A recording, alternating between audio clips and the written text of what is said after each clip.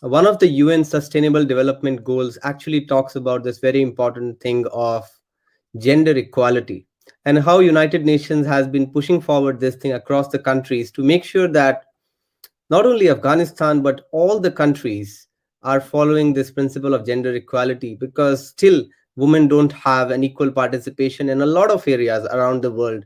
It has increased over the years in a lot of countries, but still, that's why we call upon the reservation for women, because there are a lot of cases where we see that the women are not given equal opportunities. Some people might term it as a feminism, but I generally don't term it as a feminism, because I feel that they have not been treated equally and they should be given equal rights in the coming few years. Because this has been going on for decades and decades. You have been an inspirational story, Mariam, because you came here as an Afghan refugee, isn't it? That's And right. coming here as an Afghan refugee, and now reaching out to this level that you have become the founder of the Afghan Women on the Move, and you're leading this movement, and you're becoming the voice of those large number of women in Afghanistan is an incredible job. And when women might be looking up to you, they might be seeing you as an inspiration and somebody they might want to become in the future. Mhm. Do you want to Thank you. share? Do you want to share your story? How you came to Australia? Maybe the women who are listening to you can inspire from your story today. Um, uh, well, I to begin with, I created, or I came to bring Afghan Women on the Move brand. Was the initial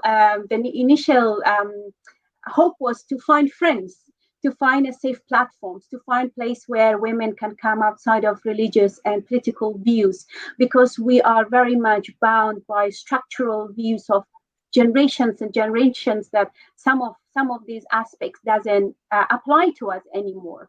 So that this platform become a safe platform, a platform of advocacy, a platform of friendship.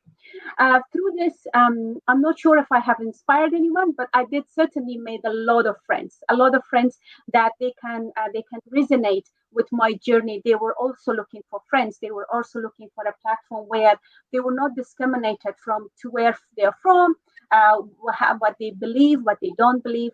So those things were my initial steps that this Afghan Woman on the Move really kind of taken in a space where I'm talking now with very inspirational individual like yourselves as well. When I came to Australia 22 years ago, and I'm saying this one to our audience so they can kind of compare now the recent new arrivals and see this from a different perspective. And I'm going to be very bold here because it's a huge difference. When I came 22 years ago in Australia, I came with no prior education and work experience, right? So I came as a 20 years old young girl, but coming to Australia, starting from a new language, a new society and culture, and there's so many layers of obstacles and new stuff.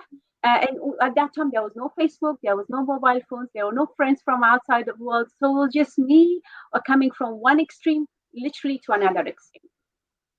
It took me 20 years to be where I am. I don't know how far I've come, but at least I can speak the language a little bit, and I can express my concerns, and I can say no to things that I don't want, and I can say to the things that I really want, and I can advocate even for myself.